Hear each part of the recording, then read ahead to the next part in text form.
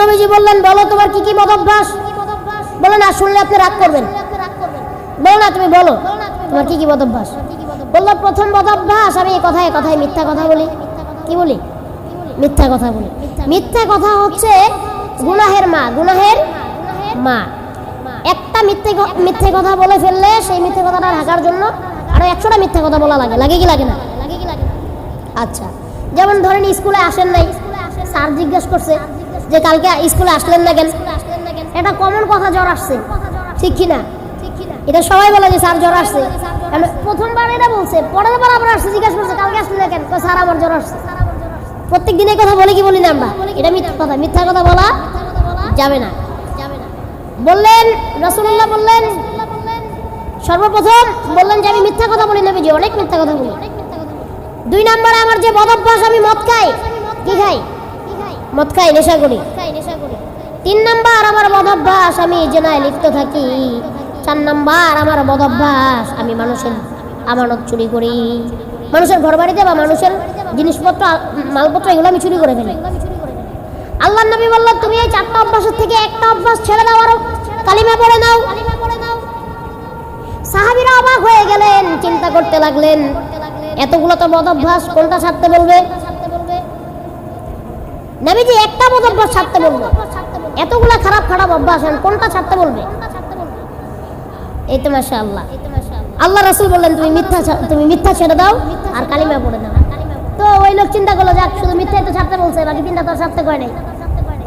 সে বলল ঠিক আছে নবীজি, আমি ওয়াদা করলাম আজকে থেকে আর মিথ্যা কথা বলবো না। তো সাহাবীরা এগুলো নিয়ে আলোচনা করতেছে যে মদ খাওয়া বড় গুনাহ, জিনা করাও এর থেকে বড় গুনাহ, চুরি করাও মহাপাপ। আল্লাহ রাসূল তার মিথ্যা কথা ছাড়তে বললেন কেন? তো এটা বুঝতে পারে নাই।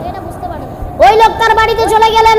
যাওয়ার পরে যখন তার খুব মদের নেশা উঠেছে, মদ খেতে হবে, মদের বোতলটা নিয়েছে, আর যখন মুখের ভিতরে দিবে এমন সময় তার মনে পড়ে গেছে আমি তো নবীজির কাছে ওয়াদা করেছি, এখন তো ইশার মজলিসে যাব, সাহাবাদের মজলিসে যাব, নবীজির বয়ান শুনবো।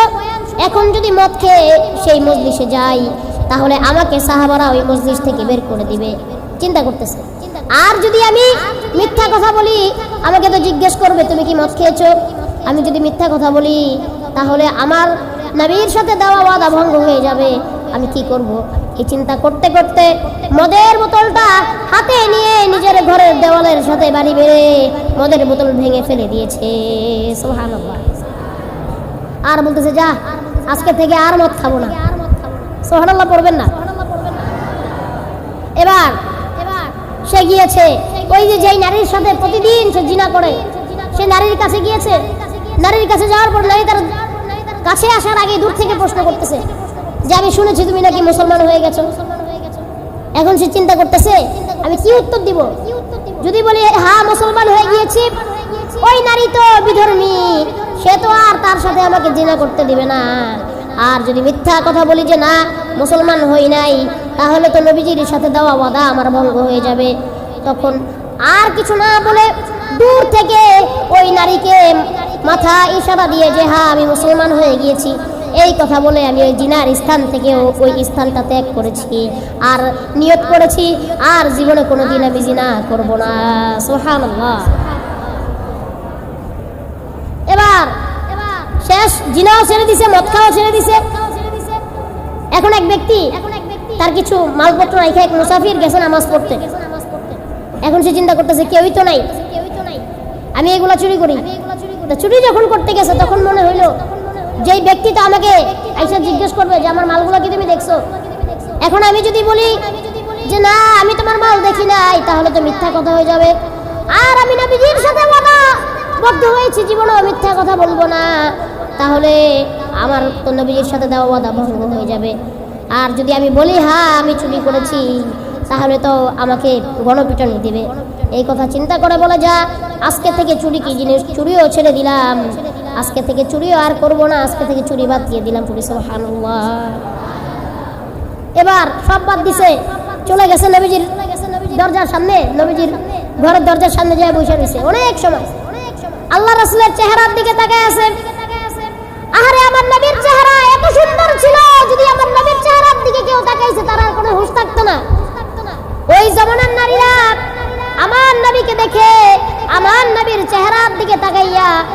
পাগল হয়ে যেত।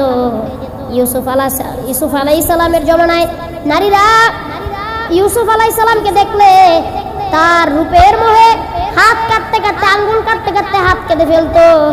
আর আমার রাসূলকে যদি নারীরা দেখতো তাহলে হাত কাটতে কাটতে কোন সময় গলা কেটে ফেলতো, তার কোনো ঠিক থাকতো না। আল্লাহর রাসূলের চেহারা আল্লাহ তাআলা এত সুন্দর করে বানিয়েছেন, পড়ে সুবহানাল্লাহ। বলেন সব থেকে সুন্দর কে? মাশাআল্লাহ। এবার সাহাবীরা লক্ষ্য করছে কি রে, সে এত সময় ধরে রাসূলের দিকে তাকায় আছে, ডাক দিছে, এই এত সময় ধরে তাকায় তাকায় কি দেখো? বলে আমি দেখতেছি যে আল্লাহ তাআলা কি রাসূল বানাইছেন। আমার এই গতকালকে শুধু একটা ওয়াদা করাইছে, মিথ্যা কথা বলবা না, আজকে থেকে আমি দেখি আমার সব গুনাহগুলি চলে গেছে। এই জন্য রাসূলের চেহারার দিকে তাকায় আছি যে আল্লাহ এত সুন্দর রাসূল বানাইছেন, বলে সুবহানাল্লাহ। তা সেই রাসূলের সিরাত নিয়ে আজকে আমরা আলোচনা করেছি। আল্লাহ তাআলা আমাদের রাসূলের উপর দুরূদ পড়ার তৌফিক দান করুক। আল্লাহ রাসূলের সুন্নতগুলি আমাদের জিন্দেগিতে আমার পুরো জিন্দেগিটা সুন্নত দিয়ে সাজানো তৌফিক দান করুক। সকলে বলছি আমিন। শেষ একটা হাদিস বলছি, তারপর শেষ করে দিচ্ছি। আল্লাহ রাসূলের হাদিস, মান সাল্লা আলাইয়া ওয়াহিদাতান সাল্লাল্লাহু আলাইহি আশরা। আল্লাহর নবী বলেন, আমার উপর যদি কোনো বান্দা একবার দুরূদ পড়ে, আমি ওই বান্দা, আল্লাহ তাআলা ওই বান্দার উপর 10 বার রহমত নাযিল করে। আল্লাহর রাসূলের উপরে বেশি বেশি দুরূদ পড়তে পারবো তো ইনশাআল্লাহ। এই যে ক্লাসে বসে থাকবেন, গল্প গুজব করবেন, আড্ডা মারবেন, তার সময় ওই সময় যদি আপনারা এই ফ্রি টাইমটা যদি একটু দুরূদ শরীফ পড়তে পারেন। রাসূলুল্লাহ দেখতে চান কি চান না সবাই? আল্লাহ রাসূলের স্বপ্নে দেখতে এমন মানুষ আছে না? আছে। আপনারা স্বপ্নে দেখতে চান? তাহলে কি করতে হবে? বেশি বেশি দুরূদ পাঠ করবেন রাসূলের উপরে। আপনার উপর যত বিপদ আপদ বালা মুসিবত সব কিছু আল্লাহ দূর করে দিবেন। বলি সুবহানাল্লাহ। পারবো তো দুরূদ পড়তে? আমার সাথে একটু বলেন তাহলে, আল্লাহুম্মা সাল্লি আলা মুহাম্মাদিন ওয়া আলা আলি মুহাম্মাদ কামা সাল্লাইতা আলা ইব্রাহিম ওয়া আলা আলি ইব্রাহিম إنك حميد مجيد اللهم بارك على محمد وعلى آل محمد كما باركت على إبراهيم وعلى آل إبراهيم إنك حميد مجيد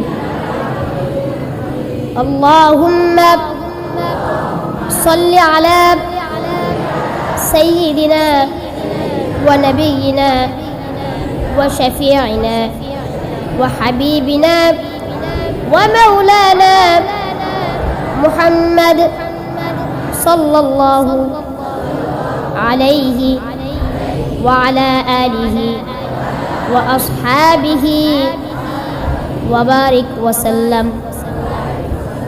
সবাই বেশি বেশি দুরূদ পড়ব ইনশাআল্লাহ। আল্লাহ তাআলা আমাদের তৌফিক দান করুক। আর দোয়া করবেন যারা এই আয়োজন করেছেন, আল্লাহ তাআলা তাদেরকে আল্লাহ তাআলা এর পুরস্কার দিক। এবং এই যে কষ্ট করে আমার ভাই মোকাররম ভাই খুব কষ্ট করেছে, তার জন্য দোয়া করবেন। এবং সবাই সবার প্রতি ভালো ব্যবহার করবেন। আল্লাহ রাসূল ছোটদের প্রতি সবসময় স্নেহ করছেন, বড়দেরকে সম্মান করছেন। এটা করবো আমরা ইনশাআল্লাহ। আল্লাহ তাআলা তৌফিক দান করুক। আমার জন্য সবাই দোয়া করবেন। ওয়া আখিরু দাওয়ানা আলহামদুলিল্লাহি রাব্বিল আলামিন ওয়া মা তাওফীকি ইল্লা বিল্লাহ। আসসালামু আলাইকুম ওয়া রাহমাতুল্লাহি ওয়া বারাকাতুহু।